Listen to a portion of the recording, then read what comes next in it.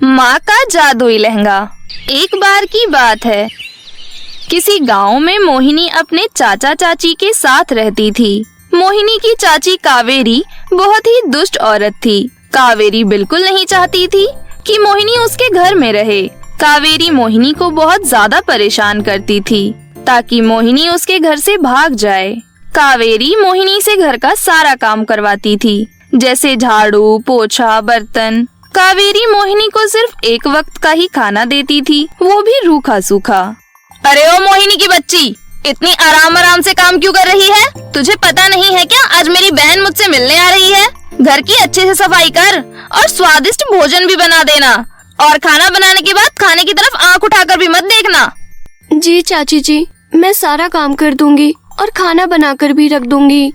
बेचारी मोहिनी बिन माँ बाप की बेटी सारा दिन काम करती रहती थी और अपनी चाची की मार भी खाती थी। शाम होते ही कावेरी की बहन कोमल घर आ जाती है। दोनों बहनें बहुत मजे से खाना खाती हैं। मोहिनी को बहुत तेज भूख लग रही थी, इसलिए वो अपनी चाची के पास आती है और कहती है, चाची जी, मेरे खाने का समय हो गया है, क्या मैं खाना खा लूं?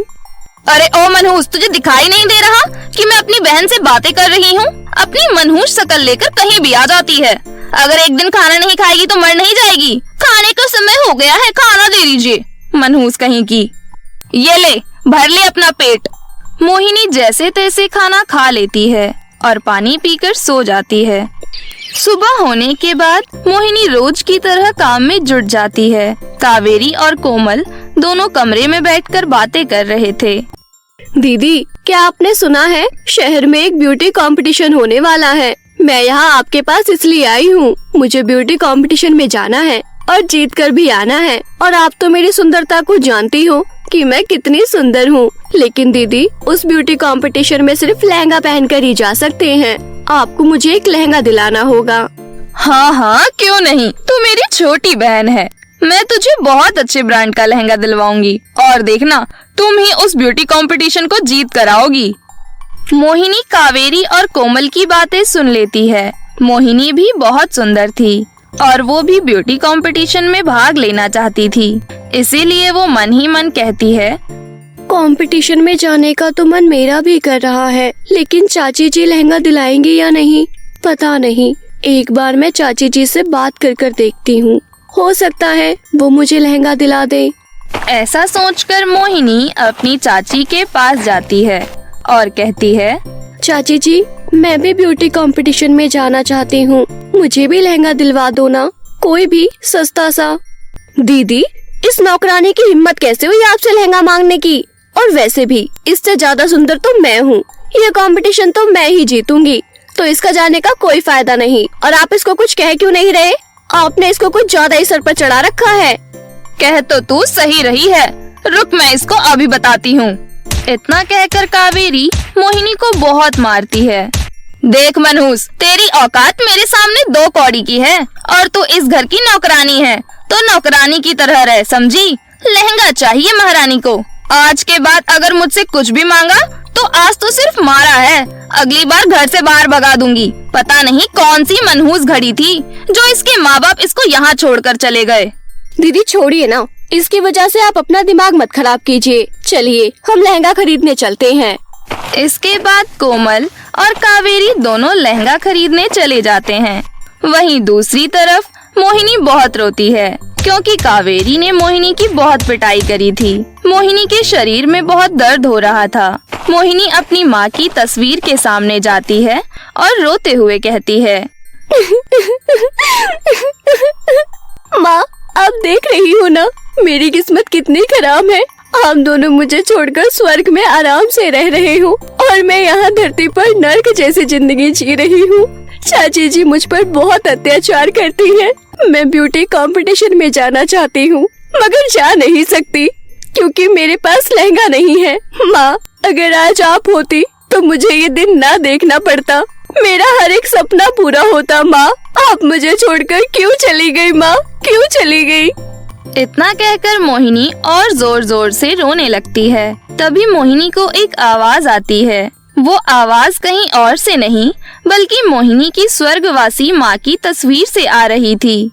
हाँ मेरी बच्ची, मुझे पता है तेरे ऊपर कितना अत्याचार होता है, लेकिन तुझे परेशान होने की कोई जरूरत नहीं है। मैं हमेशा तेरे साथ हूँ। तू ब्यूटी कंपटीशन में जरूर जाएगी मेरी बेटी। मुझे पता है तेरा बचपन से ही सपना था ब्यूटी कंपटीशन में जाना। मेरी बच्ची, तुझे एक लहंगे की जरूरत है ना? मैं तुझे एक जादुई लहंगा देती हूँ। माँ, आप मुझसे बातें कर सकती हो। आज मुझे बहुत अच्छा लगा आपकी आवाज सुनकर। सच में माँ, आप मुझे जादुई लहंगा दोगी? सच में मैं ब्यूटी कंपटीशन में जा सकती हूँ? बेटी, मैंने तेरी अलमारी में जादुई लहंगा रख दिया है। अलमारी को खोल कर देख, तो उसको ब्यूटी कंपटीशन में पहनना। मुझे पता है कंपटीशन तू ही जीतेगी मेरी बच्ची। मोहिनी अपनी माँ के कहे अनुसार अलमारी खोलती है। मोहिनी देखती है कि सच में अलमारी के अंदर एक जादुई लहंगा रखा हुआ है, जिसे देखकर मोहिनी बहुत ही ज्यादा खुश हो जाती है। वहीं दूसरी तरफ कोमल और कावेरी भी घर आ चुकी थीं। वो दोनों भी एक सुंदर सा लहंगा लेकर आती हैं, लेकिन जादुई लहंगे के सामने उनका लहंगा कुछ नहीं था। ए मोहिनी, कहाँ पर है? जल्दी से हमारे लिए फ्रेश जूस लेकर आ। ऐसे ही समय बीत रहा था और वो दिन आ जाता है जिस दिन ब्यूटी कंपटीशन था।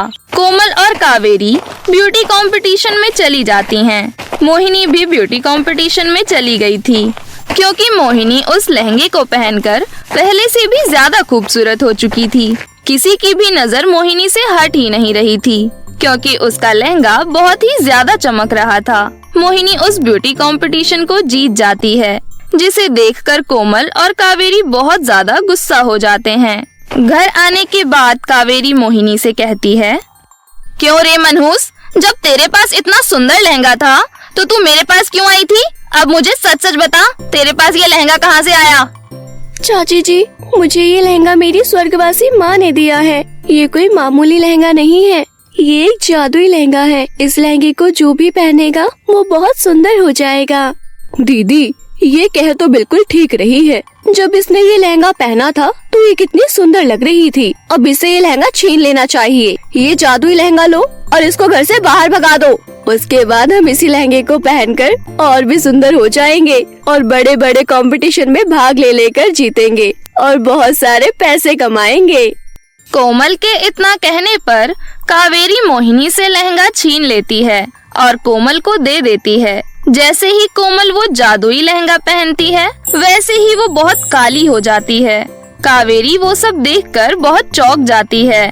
तभी वो लहंगा बोल पड़ता है, ये एक जादुई लहंगा है। ये सिर्फ अच्छे लोगों के लिए ही है, बुरे लोगों के लिए नहीं। तुमने मोहिनी के ऊपर बहुत अत्याचार किया है और तुम्हारी जगह तुम्हारी बहन को इसकी सजा मिल गई।